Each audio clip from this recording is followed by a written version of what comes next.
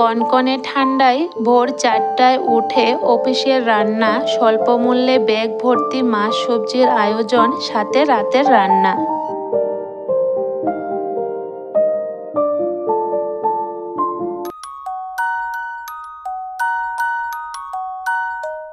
রাধে রাধে বন্ধুরা, good morning. কেমন আছো তোমরা সবাই? আশা করি যে যেখানেই আছো ভালো আছো, সুস্থ আছো। আমরাও ভীষণ ভালো আছি। আজকের দিনটা হলো শনিবার। তো শনিবার মানেই তো জানো আমাদের এখানে বড় বাজার বসে। তো আজকে উঠে গেছি অনেকটা ভোরে, ঘুম থেকে 4:30টার সময়। তো বাজারের জন্য কিন্তু উঠিনি, উঠেছি রান্নার জন্য, অফিসের রান্না। গতকালকে বাবাইয়ের পাপা বাড়িতে এসেছিল, তো আজকে নাকি আবার অফিসে যেতে লাগবে। তো আমাকে বলছে একটু উঠে রান্না করার জন্য। তো আর কি, আর এত কনকনে ঠান্ডার মধ্যে সকালবেলা উঠে রান্না করাটা যে কতটা কষ্ট, সেটা একমাত্র আমরা গৃহিণীরাই বুঝতে পারি, যারা সকাল সকাল রান্না করি। তবে আমার কিন্তু প্রতিদিন সকালেই রান্না করতে হয়, যেহেতু ছেলেও স্কুলে যায়। তো ওর পাপা না থাকলেও কিন্তু আমার রান্না করতে হয়। তো দেখো, ঘুম থেকে উঠে প্রথমে এই যে হাউস কোটটা নামিয়ে নিলাম, এটা লাগালাম। অনেক পুরনো, কিন্তু এটা আমার মা দিয়েছে, আজকে থেকে 6-7 বছর হয়ে গেছে। তো আজকে নামিয়ে লাগালাম। আর দেখবে রান্নাঘরে কিন্তু চাদর বা সোয়েটার পরে কাজ করা যায় না। আর এত ঠান্ডা লাগছিল, তো না লাগিয়ে আর পারলাম না। তো হাউস কোট পরে এখন চলে আসলাম রান্নাঘরে। প্রথমে এদিকে বসিয়ে দিলাম চা। একদিকে চা হচ্ছে, আরেকদিকে কিন্তু গরম জল করে নিয়েছি। যে পরিমাণে ঠান্ডা পড়ছে, সকালে তো ঠান্ডা জল একদমই খাওয়া যাবে না। আর আমাদের বাড়িতে কিন্তু আমরা সব সময় গরম বলো শীত বলো, সকালবেলা কিন্তু উষ্ণ গরম জলটাই খাই, তাহলে নাকি অনেকটা ভালো। তো দেখো, আরেকটা চুলাতে বসিয়ে দিলাম ভাত। তো ভাত হতে হতে এদিকে ভাবছি কি রান্না করব। তো ডিম ছিল ঘরের মধ্যে, যেহেতু আজকে সপ্তাহে লাস্ট দিন শনিবার, ঘরে কিন্তু সবজি বেশি ছিল না, ছিলই না বলতে পারো। তো তার জন্যই আজকে ডিম রান্না করব। আর ডিমগুলিকে দেখো, এত বছর ধরে রান্না করছি, এখনও অবধি এটা বুঝতে পারলাম না যে চশমেনটার মধ্যে জায়গা হবে না এতগুলা ডিম। তো একবার চশমেনের মধ্যে নিলাম, তারপরে আবার এই যে এই বাটিটার মধ্যে নিলাম। আর এই গামলাটার মধ্যে, গামলা বলো বা বাটি বলো, অনেকে অনেক নামে কিন্তু আমরা বলি, এটার মধ্যে কিন্তু আমি সবসময় সিদ্ধ বড়া করি, তার জন্য একটু কালো হয়ে আছে। তারপরে দেখো, এদিকে ডিমটা বসালাম, এখন বসে গেলাম চা খেতে। আর এত সকাল উঠে কাজকর্ম করছি, চাটা না খেলে একটু এনার্জি পাবো না, তার জন্য প্রথমে আগে চাটা খাচ্ছি, আর এদিকে ভাতটাও বসালাম। আজকে ডিমের কষাটা একদম লাল লাল করে তেল বেশি করে দিয়ে রান্না করব, তার জন্য দেখো ডিমের সাথে কিন্তু আমি লাল লঙ্কা, শুকনো লঙ্কা একটু সিদ্ধ করে নিয়েছি। সিদ্ধ করে যদি তরকারিতে দিই তাহলে নাকি অনেকটা ভালো, তার জন্য আমিও এভাবেই শুকনো লঙ্কাটা ইউজ করি তরকারির মধ্যে। তো দেখো ডিমটা এখানে সিদ্ধ হয়ে গেছে, লঙ্কাগুলিও একটু সিদ্ধ হয়ে গেছে। এখন ডিম আর লঙ্কাটা একটু আলাদা আলাদা করে নিচ্ছি, কারণ লঙ্কাটা তো বাটাতে চলে যাবে, আর ডিমটা ঠান্ডা হওয়ার পর ছুলে নেব। এতদিন তো জানো তো গরম ছিল, সকালে উঠে রান্না করতে কোনো অসুবিধা হয়নি, আর খুব তাড়াতাড়ি সকাল হয়ে যেত 4:30-5টার দিকে। তবে এখন তো শীত পড়ে গেছে, এখন দেখবে 6টা বাজলেও কিন্তু অন্ধকার থাকে, ফর্সা হতে চায় না খুব তাড়াতাড়ি।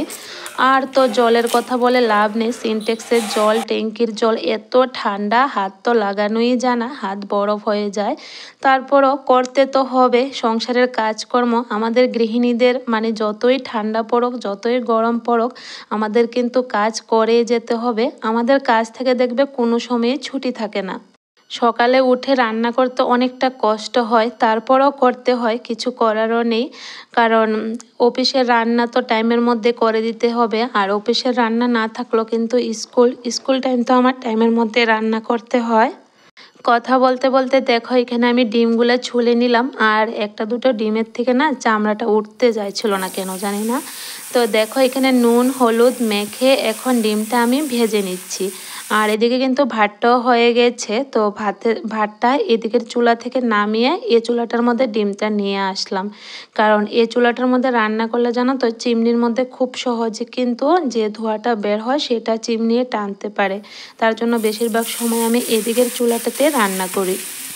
ডিমের তরকারিটা এদিকে বসালাম, তো শুনছি বাবাইয়ের পাপাও চলে আসলো, আমাকে ডাকছে বাজারটা আনার জন্য।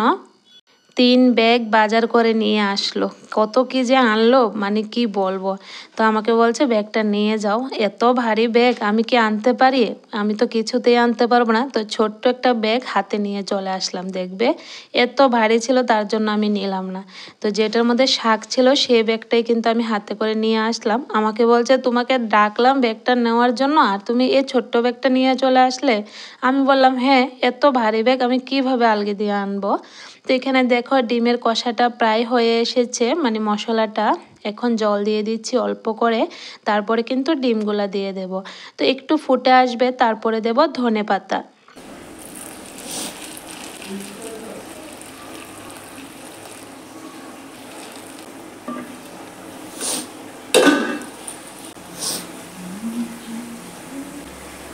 এ বাবা নেসা এটা দাদুর দিয়া।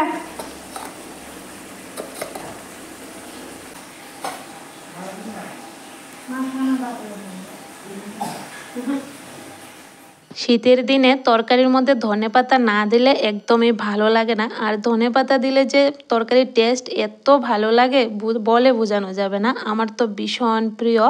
তো রান্না শেষ আমার। মা ব্যাগ নিতে আজকে এমনি হ্যাঁ বুতামটা লাগা বাবা, বুতামটা লাগা।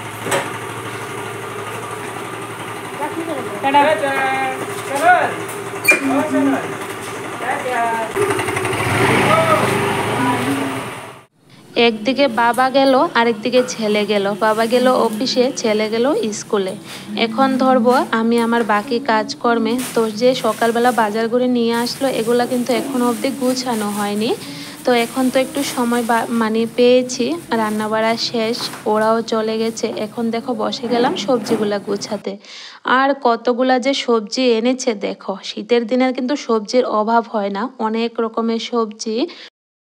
লাল শাক এনেছে, লাই পাতা শাক, ধনে পাতা, তারপরে লঙ্কা, লাউ, ফুলকপি, বেগুন, ভাজির বেগুন, এমনি তরকারি খাওয়ার বেগুন, তারপরে এনেছে পেঁপে, কাঁচকলা, আলু, পেঁয়াজ, আর সাথে এনেছে মাছ। তো অনেকগুলা সবজি মাছ একসাথে কিনে এনেছে। তো সবজিগুলো এখন আমি এমনিতে রেখে দিয়েছি, পরে গুছিয়ে রাখবো যে কোনটা কোন জায়গাতে রাখবো। আর এখানে দেখো মাছের মধ্যে মানে মাছটা যখন খুললাম দেখলাম মাছের তেল এনেছে। তেল দেখে তো আমি ভীষণ খুশি। মাছের থেকে বেশি মাছের তেল খেতে পছন্দ করি। এতটা ভালো লাগে মাছের তেল খেতে বলে বোঝাতে পারবো না। তো মাছগুলিকে দেখো আমি এখন ভালো করে ধুয়ে এই যে কৌটোটার মধ্যে রেখে দেব। এখন আর রান্না করব না, রান্না তো হয়ে গেছে, রাতেই রান্না করব।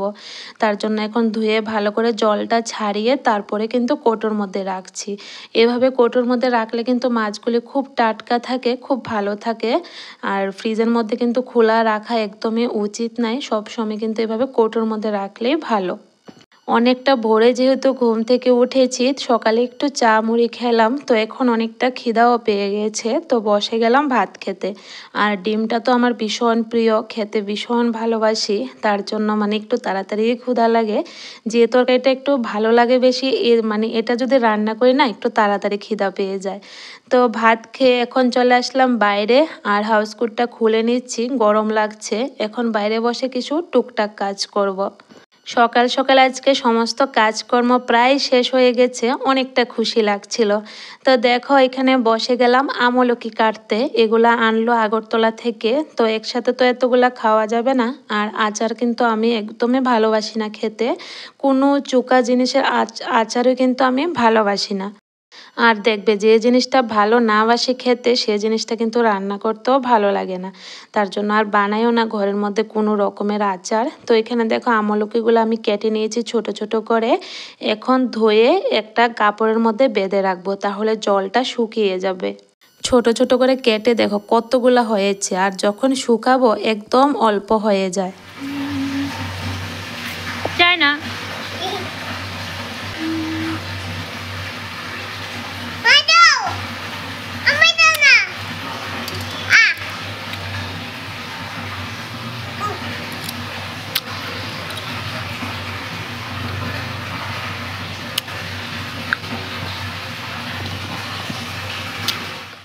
আমলকিগুলো ধুয়ে এই যে গামছার মধ্যে রেখে তারপরে আমি স্নান করতে চলে গিয়েছি। তো স্নান করে পুজো দিয়ে এসে দেখি জলটা সুন্দর করে টেনে গিয়েছে।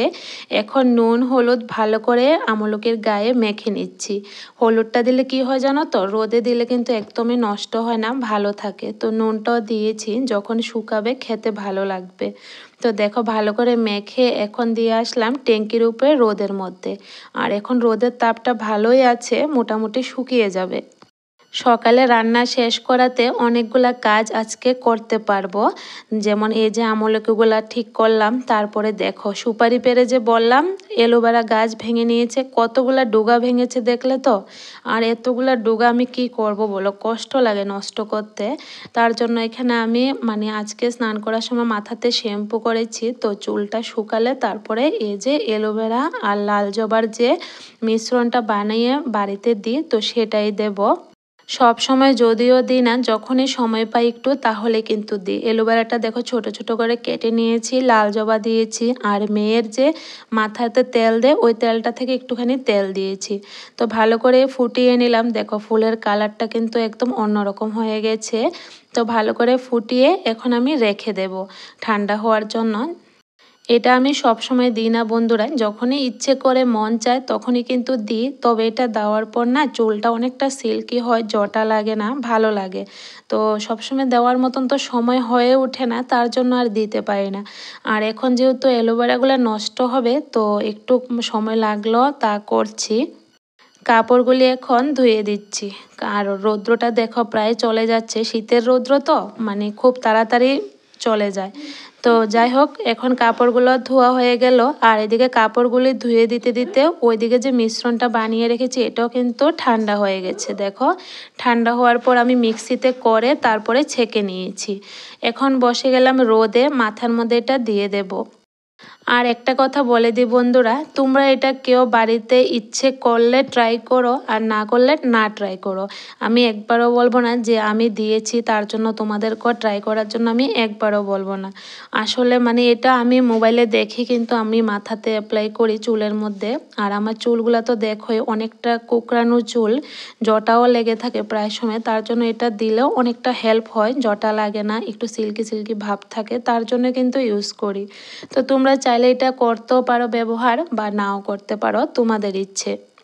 ভালো করে চুলের গুঁড়িতে আগাতে মেখে নিলাম। এখন এই যে ক্লিপ দিয়ে বেঁধে নিয়েছি। তো এটা না সারাদিন রাখা অনেকটা কষ্ট, শুকালে তারপরে ধুয়ে দিতে হয়। তো আজকে তো আর শুকোবে না, বিকেল লাগবে শুকাতে শুকাতে। তবে বিকেলবেলা তো আমি আর স্নান করতে পারবো না, মাথা ধুলে মাথা ব্যথা করবে। কারণ অনেকটা ঠান্ডা, গরমের দিন হলে হয়তো স্নান করে নিতাম। তার জন্য আজকে আর মাথাটা ধোবো না, আগামীকাল ধোবো। এখন ধরলাম রান্নাঘরের কাজে। তো দুপুরের খাওয়া দাওয়া হয়ে গেল, তারপরে তো বাসনপত্র জমলো, একটা গাদা বাসন জমলো।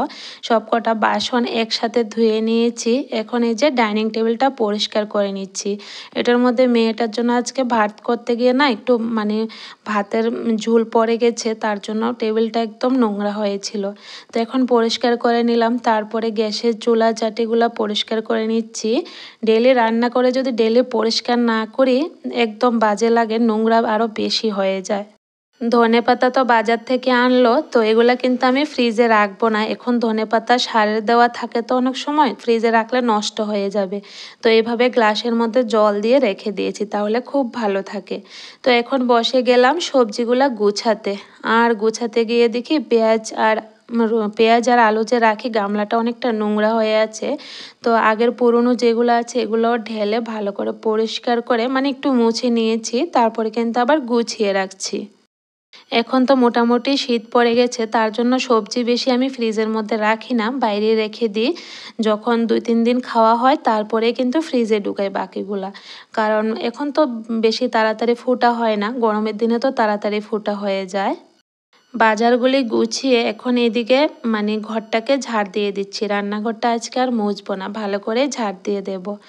তো বন্ধুরা, তোমরা যদি কেউ এখন অবধি আমার ভিডিওটার সাথে আছো, তো আমার সংসারের কাজকর্ম, আমার কথাবার্তা শুনে তোমাদের কাছে যদি একটু হলেও ভালো লেগে থাকে, তাহলে প্লিজ বন্ধুরা একটা লাইক করে দিও, আর কমেন্ট করে আমাকে অবশ্যই জানিও তোমাদের কাছে কেমন লাগলো।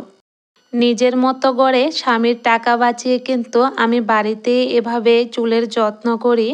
কারণ আমার চুল তো কোঁকড়ানো, যত কিছু ইউজ করি না কেন বেশি একটা কাজ করতে চায় না। তার জন্য বাড়িতে যতটুক পারি প্রাকৃতিক উপায়ে কিন্তু আমি চুলের যত্ন করি। তো এটাই আজকে তোমাদের সাথেও শেয়ার করলাম। রান্নাঘর ঝাড়ু দিয়ে একবারে স্কুটির রুমটাও ঝাড় দিয়ে দিলাম। আর আজকে স্কুটিটা বাবাইয়ের পাপা আগরতলা যাওয়ার সময় নিয়ে গেছে, স্টেশনে রেখে দিয়েছে। ও আবার রাতে আসবে, তো তখন মানে স্টেশন থেকে একবারে নিয়ে আসবে।